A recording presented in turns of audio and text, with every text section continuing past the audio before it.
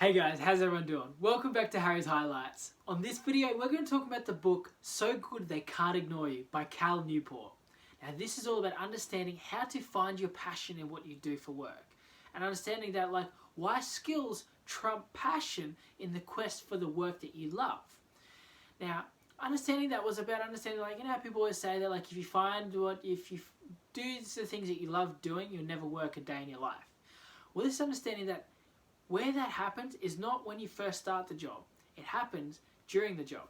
So it's understanding that when people have a passionate job, they didn't immediately follow their passion first.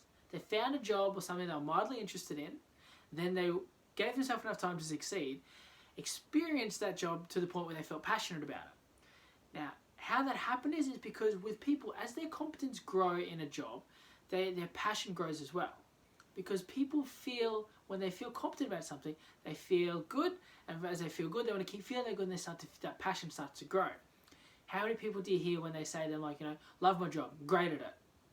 That style, that dialogue there they're talking about is because they've gotten so good at their job, or they've gotten to the level in their job where they're good enough that they feel passionate about it. They feel every time I do this, I'm providing meaningful work, I'm doing a good job, I feel accomplished.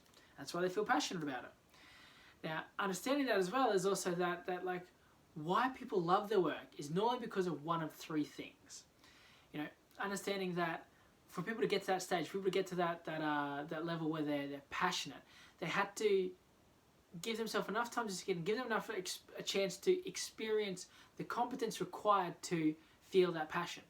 So, it's basically a good example of this one is they did this study, right? There's a PhD study done on multiple different professions. And they all asked them, do you describe your profession as either just a job or as a calling? And what they found is that after a period of time, everybody, no matter what profession they were in, spoke about their profession as a calling. So, and then everyone below that number seen their profession as a job. Now this was understanding that meant that, let's say the number's 10. At 10 years, at any sort of job, no matter what it was, that person would see it as a calling. Now part of that reason was because they had been there long enough that they felt competent. They constantly felt so much competence that they were feeling all this passion that came with it to the point where they felt like this is where they belong. That they were built and made for this. This is their calling in life. The interesting part of this is that means that if you took a doctor who did their job for 10 years, naturally it's quite easy to assume and understand why they'd feel like this is their calling in life. They're saving a lot of people, they might be doing new research in certain things, providing meaningful, significant help. But on the same token, at the 10-year mark for someone in, say, a secretary, also felt like this job was something they were built for, they were made for. This is their calling in life. And that was really interesting to understand because I imagine there's not a lot of people that would start out in a job such as a secretary with the belief and understanding that this is going to be their calling in life. This is what they were made to do. They love organisation and doing tasks so much that they have finally found the job that's going to pay them to do what they love doing already. So that was a really interesting part, that the study proved that after a certain period of time, so long as you felt competent in what you're doing, you would experience passion, and then you would start to see and identify this profession as your calling in life.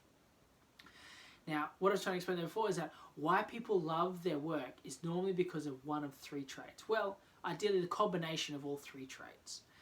And that is creativity, control, and impact. Now, to break those three down really quickly. Creativity was about having the opportunity to be able to put your own spin on things, to be able to add your own signature, your own style to what it is that you were doing. The second one was about control. This was about having the opportunity to decide or navigate where things went. That it wasn't always about your boss wants this to happen, so you have to make it happen. It was about what they said, we want something to happen in this area. What do you suggest? How do we navigate this one? And the third one's about impact. That was about making it feel like that the work you were doing was helping in some way your team, your organization, the company you work for, or even the world at large. It was impactful. It was significant. The work you were doing was purposeful. When you had those three traits, that was a point where people would start to feel like they loved what they did. because it wasn't so mundane, it wasn't so monotonous. It was meaningful work that they felt like they had control over and could put their own spin on, that they had all this effect on it. Now, to find that is rare and valuable. And then when you do find it, to be suitable for that position, you have to have rare and valuable skill set. Now, understanding how to develop that skill set requires you to have there's 3 steps. The first one is the difference between the passion mindset and the craftsman's mindset. The passion mindset is all about the belief and thinking of that. What can the world offer for me? It's with a passion mindset, it's like, I'll do this job and then this job is not so fun anymore, so I'm going to quit.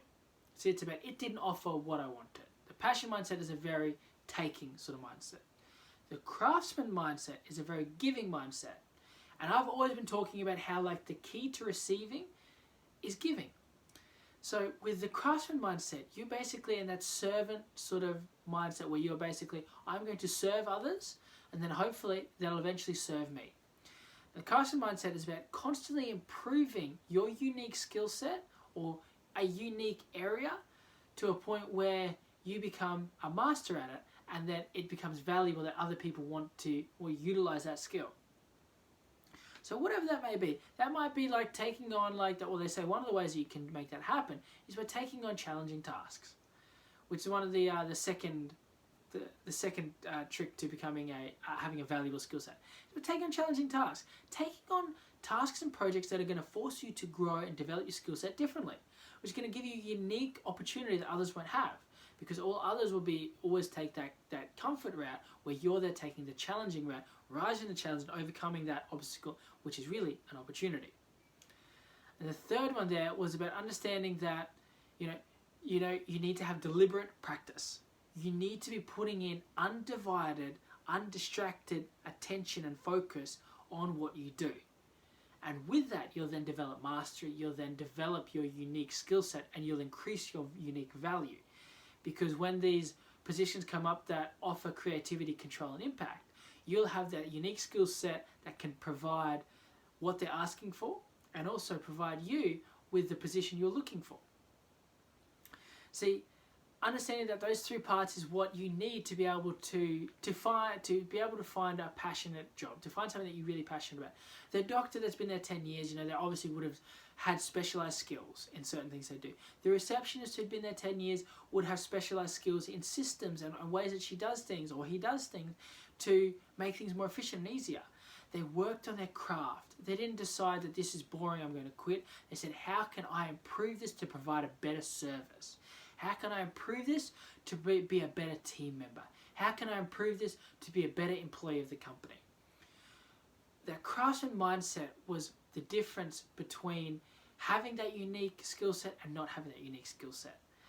And then by putting it all together was the reason why people would be able to find jobs that they would be mildly interested in, stay there long enough to experience the competence, and then build on that till it became passion, and then eventually became that they felt like they identified that this is their calling in life, that they were built and designed for this. There is nothing else in life that they should be doing but this, because this is, look at how good they are at this, and they feel the passion about it. So, to quickly summarize on all of this, I was explaining there and talking about how be so good they can't ignore you. It was about understanding why skills trump passion in the quest for the work that you love. So it's about finding something that you're mildly interested in and developing the skills to become competent at it. And then as you experience that competence, your passion will grow. Then you'll obviously learn to love the work that you do. And then it'll be able to easy to understand why you'll never work a day in your life, because you love what you do. Understanding that to reach that level, you had to understand that people didn't follow their passion first. Then you have to understand that as their competence grew, then their passion followed. And it's understanding that why people love their work is because of these 3 traits put together. They feel they have creativity, they have control, and they have impact over what it is they're doing. They understood that it's rare and valuable to find a position like that, so you need a rare and valuable skill set. And to be able to achieve that skill set, you need to apply these 3 things. The craftsman mindset, not the passion mindset. You need to be able to be willing to improve your craft constantly till it becomes undeniable that you are the most suitable person for this position. You need to be able to take on challenging projects, or just committed to and open to taking on challenging projects and tasks that can help you develop yourself better and help you to develop your unique skill set so that when the opportunities come, you're prepared and ready. And the third was deliberate practice. You need to put in focused, undivided, undistracted focus and energy into practice to become better, and then get that feedback and then apply that feedback straight away. So now by doing all of these things and understanding these philosophies, you will then eventually become so good, they can't ignore you. Now we'll be making a lot more of these videos for this training series to help you with your personal development goals. That's all for now though. So until next time, leave a comment below on what you like the most and look forward to sharing more with you in the next episode of Harry's Highlights.